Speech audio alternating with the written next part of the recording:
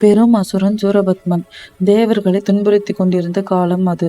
அவர்களின் வேதனையை கேட்ட பரம்பொருள் சிவபெருமான் தன் ஞான சக்தியான பார்வதியுடன் சேர்ந்து 6 முகங்களுடன் பிறந்தவன் முருகன் என உலகிற்கு அருள் புரிந்தார். வீரமும் ஞானமும் நிறைந்த சிவபெருமான் பார்வதி தம்பதியின் தெய்வீக புதல்வர். குருமாராக வந்தவர் அகத்திய முனிவர். நான்முகனாகிய பிரம்ம தேவரை கூட ஞானத்தால் வெற்றி கொண்ட குழந்தைதான் முருகன். முருகன் வளர்ந்து அருளும் அசுர சக்தியும் பெற்று வேல் என்னும் ஆயுதத்தோடு போர்க்களம் வந்தார். வேல் ஒரு ஆயுதம் அல்ல, பார்வதி தாயின் பரிபூரண அன்பின் வடிவம். போர்க்களத்தில் சூரபத்மன் பல வடிவங்களில் வந்தான். பின்பு ஒரு பெரிய மாமரமாக மாறினான். அந்த மரத்தை கூர்மையான வேலால் பிளந்தார் முருகன்.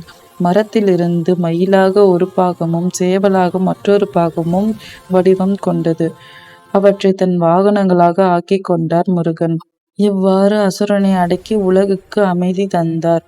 சூரபத்மனை வெற்றி கொண்ட மகிழ்ச்சியில் தேவர்கள் பூமி துளிர்க்கும் புனித நாளில் இந்திரன் தனது மகள் தெய்வானையை முருகனுடன் திருமணம் செய்து வைத்தார். தெய்வானை அறிவும் செழிப்பும் நிறைந்த தேவக்கனி. அவள் திருமணம் உயர்ந்த தேவர்களின் நல்லத்திற்காக தொடக்கமாக அமைந்தது.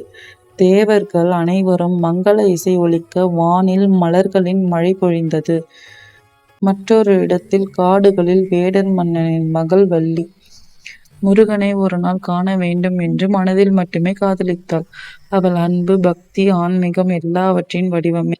அவளை வரம் பெற செய்ய முருகன் பல வேடங்களில் வந்தார். சித்தனாக, வேடனாக, குரங்காக, இறுதியாக யானையாக வந்தார். யானையை பார்த்து பயந்த வள்ளி அருள்முருகனின் கரத்தில் அடைக்கலம் அடைந்தாள்.